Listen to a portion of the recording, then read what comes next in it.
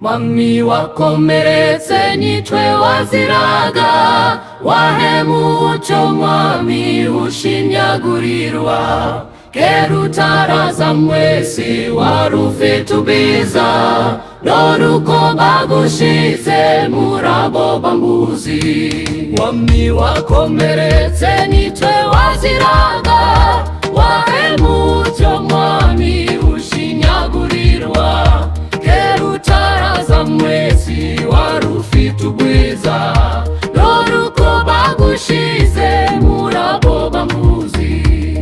Pindukirira undebe mukiza ukuri, n'impano y'imbabazi nyakuboneramo.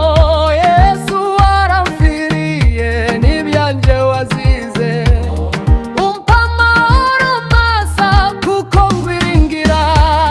Mwami wakomeretse nitwe waziraga, muhabujo mwami ushinyagurirwa. Kera utaraza mwesi wari ufite ubwiza, none uko bagushize murabo bambuzi.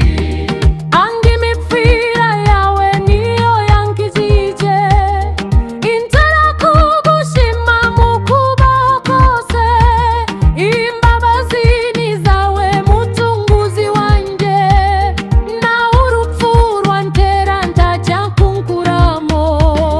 Mwami wakomeretse nitwe waziraga, wahabuca mwami ushinyagurirwa. Kera utaraza mwesi wari ufite ubwiza, none uko bagushize murabo bambuzi.